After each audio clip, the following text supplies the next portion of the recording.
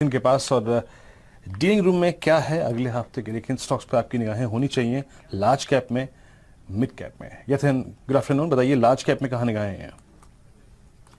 Good afternoon Virendra. देखिए, दो large caps जहां डीलिंग रूम्स की नजरें हैं। सबसे पहले टाटा पावर। डीलिंग रूम्स यहां बीटीएसटी की सलाह अपने क्लाइंट्स को दे रहे हैं।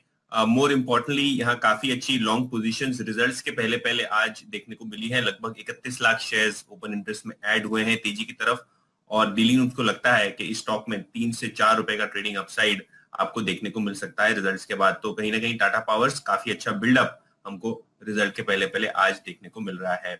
इसके अलावा आईडीएफसी फर्स्ट बैंक पे नजरें होनी चाहिए। यहाँ बाय ऑन डिप्स की रणनीति डीलर्स जो है अपने क्लाइंट्स को सुझा रहे हैं।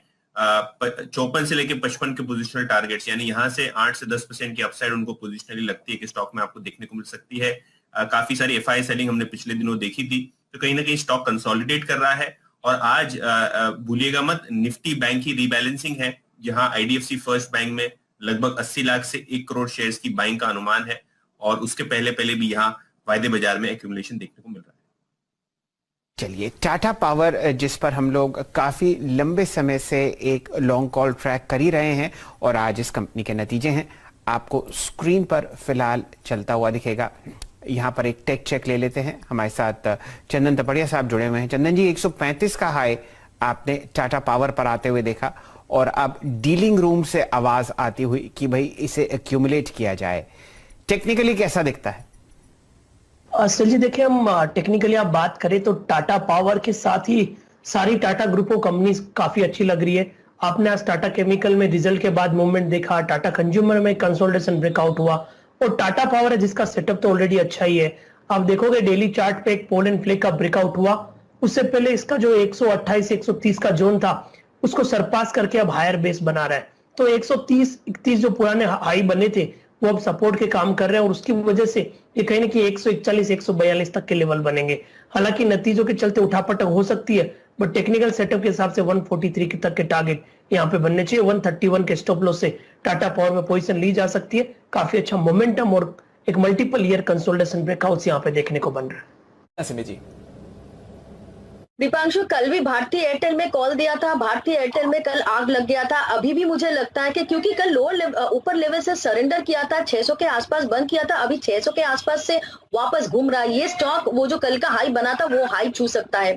तो पहला टारगेट मेरा कल का हाई होगा 619, और उसके बाद 625। ये दो टारगेट्स के लिए भारती को करंट लेवल पर खरीदिए। 596 के नीचे एक स्ट्रिक्ट स्टॉप लॉस मेंटेन कीजिए। भारतीय एयरटेल है ये स्टॉक जहां पर खरीदारी करने की राय सिमी जी की तरफ से आती हुई दिख रही है। ये एक और स्टॉक है जहां पर मजबूती लगातार हमारे सारे एक्सपर्ट्स की तरफ से खरीदारी करने की राय आई है, और स्टॉक धीरे धीरे और ऊपर की तरफ बढ़ता हुआ 619 625 दो टारगेट के लिए तैयार है भारतीय एयरटेल। ये है आपके लिए बड़े एक्शन वाला स्टॉक। और आइए कुछ ही देर में जैन साहब भी हमारे साथ कार्यक्रम में शामिल होंगे, और उनसे भी हम लेंगे उनकी एक बेहतरीन पिक और चेक कर लेते हैं। अगर जैन साहब तैयार हैं तो हम उनके साथ जाने के लिए भी तैयार होते हुए दिख रहे हैं। जैन साहब जुड़ चुके हैं, चलिए बढ़िया है। तो बिल्कुल जैन साहब तैयार है। जैन साहब के लिए बिगुल। जब जब आईटीसी चहकता है तब तक आपकी याद आती है। धन्यवाद। किसी कारण से तो याद आती है हमारी, तो शुक्रिया याद करने के लिए। और आईटीसी का चहकना तो ऐसा है सर कि इसमें बस एक ट्रिगर की देरी है, और मैं समझता हूँ कि कम से कम 50% की अप मूव इसमें आनी चाहिए, अगर थोड़ी मध्यम से लंबी अवधि के विचार से कोई रखे। एटलीस्ट आपको एफडी का रिटर्न तो डिविडेंड यील्ड में ही आ जाता है 5.5% के आसपास। नंबर्स पे ध्यान दे तो सारे ही नंबर शानदार आए थे, सारे ही वर्टिकल्स में ग्रोथ देखी गई। सिगरेट वॉल्यूम्स में अच्छी ग्रोथ देखी गई, जहां स्टैग्नेंसी दिखी जा रही थी लास्ट 2-3 क्वार्टर से, वहां वॉल्यूम ग्रोथ देखी गई है। एबिटा में जम देखा गया है। मैं समझता हूं कि 213-14 रुपये में ये बहुत ही सेफ बेट है, क्योंकि 16,000 के ऊपर निफ्टी है। बहुत लोग करेक्शन का इंतजार कर रहे हैं, स्टॉक चला ही नहीं है, तो आपको रिस्क फैक्टर भी बहुत कम है। डेट है नहीं कंपनी में। मैं समझता हूँ लॉन्ग टर्म पोर्टफोलियो की ये बिल्कुल एक बहुत ही उपयुक्त स्टॉक है। गुड आफ्टरनून सर, बताएं।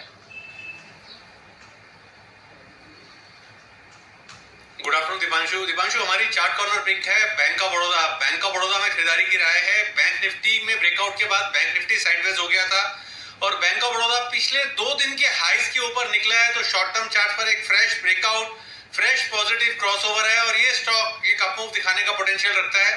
ओवर टू कुणाल जी।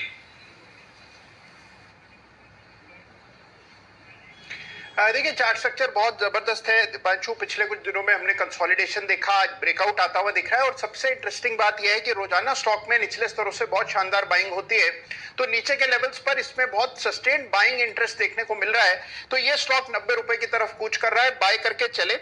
यहाँ पर स्टॉप लॉस जो है वो आपको 83 पर 83 रुपए पर स्टॉप लॉस रख ले।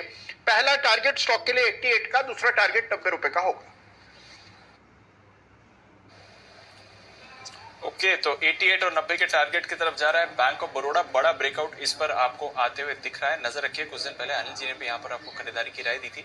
मूवमेंट में आ रहा है बैंक ऑफ बड़ौदा, मूवमेंट में आ रहा है कैनरा बैंक भी, यहाँ पर भी आप खरीदारी देख रहे हैं। हालांकि वायदा कारोबार के बैन में है, तो नजर रखिए उस पर। निचले